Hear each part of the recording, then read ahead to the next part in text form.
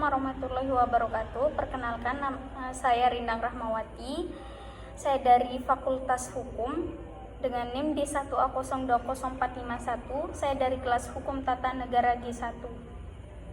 Di sini saya akan menjelaskan tentang asas-asas kedaulatan rakyat. Baik, langsung saja di video ini saya akan menjelaskan tentang asas-asas kedaulatan rakyat, di mana asas-asas hukum tata negara ini terdiri dari 5, yaitu 1. Asas kedaulatan rakyat, 2. Asas negara hukum, 3. Asas negara kesatuan, 4. Asas pemisahan dan pembagian kekuasaan, 5. Asas kekeluargaan.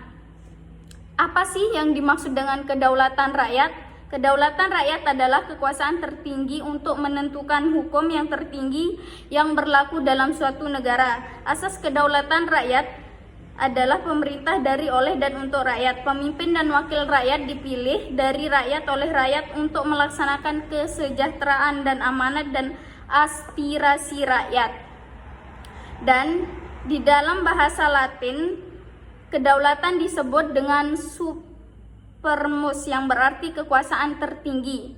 Menurut Setio Nugroho dalam jurnalnya berjudul Demokrasi dan Tata Pemerintahan dalam Konsep Kelurahan, mengatakan kedaulatan rakyat merupakan kedaulatan yang menggambarkan suatu sistem kekuasaan dalam sebuah negara yang menghendaki kekuasaan tertinggi dipegang oleh rakyat. Menurutnya, kedaulatan rakyat merupakan cara untuk memecahkan masalah berdasarkan sistem tertentu yang memenuhi kehendak umum yang tidak hanya ditunjukkan kepada hal terkait penyelenggaraan kekuasaan pemerintah dan peradilan, tetapi juga kekuasaan dalam pembentukan peraturan. Seperti yang dijelaskan bahwa kedaulatan rakyat adalah kekuasaan tertinggi berada di tangan rakyat, termasuk legitimasi kekuasaan pemerintah.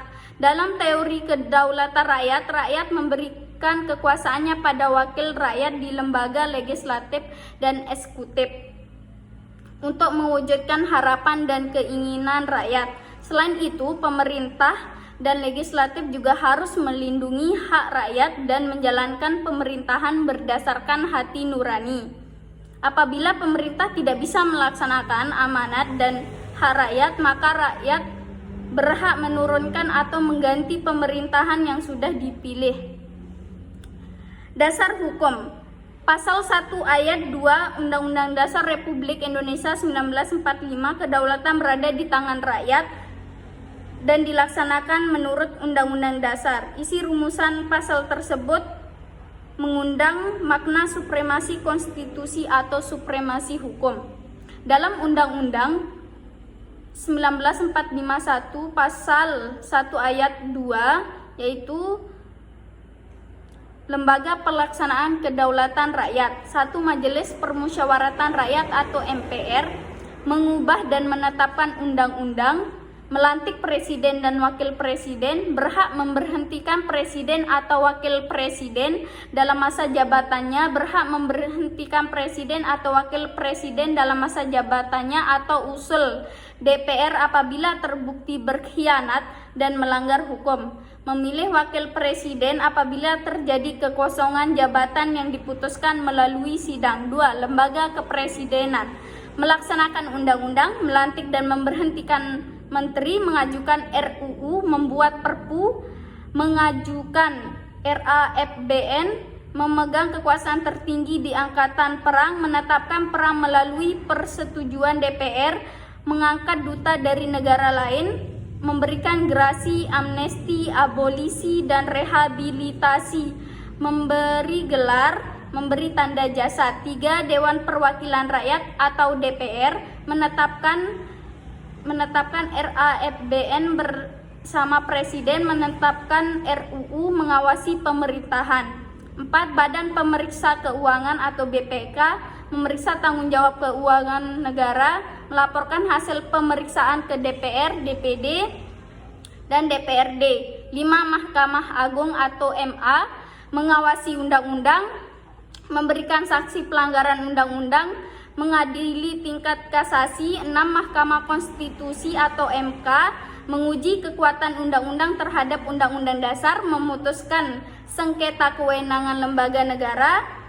membubarkan partai politik, menghentikan perselisihan hasil pemilu. 7. Komisi Yudisial atau KY mengawasi Hakim Agung, mengusulkan pengangkatan Hakim Agung, mengusulkan nama calon Hakim Agung, menjaga dan menghormati martabat hakim. 8. Komisi Pemilihan Umum atau KPU merencanakan pemilu, menetapkan organisasi dan pelaksanaan pemilu, mengkoordinasikan, menyelenggarakan dan mengendalikan proses pemilu, menetapkan peserta pemilu, menetapkan wilayah, jumlah, dan calon anggota DPR, DPD, DPRD provinsi, dan DPRD kabupaten atau kota, mengevaluasi dan melaporkan pelaksanaan pemilu, melaksanakan tugas dan kewenangan lain dalam undang-undang. Semua kehidupan berbangsa, bernegara, dan bermasyarakat harus berdasarkan konstitusi.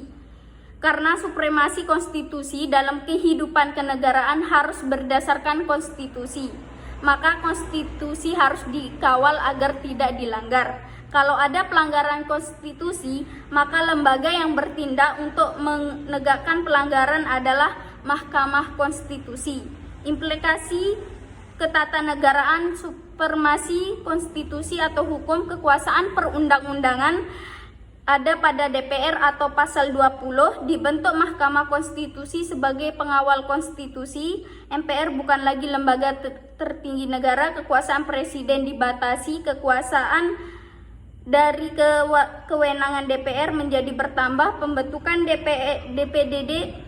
DPD sebagai perwakilan daerah, penghapusan DPA, kemudian dibentuk Dewan Pertimbangan Presiden,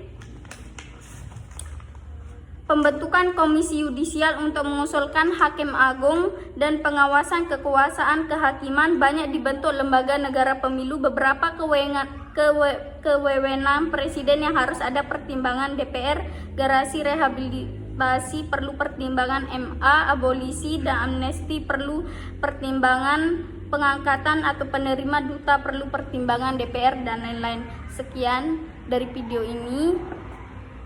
Apabila ada kesalahan saya mohon maaf. Sekian, terima kasih banyak. Assalamualaikum warahmatullahi wabarakatuh.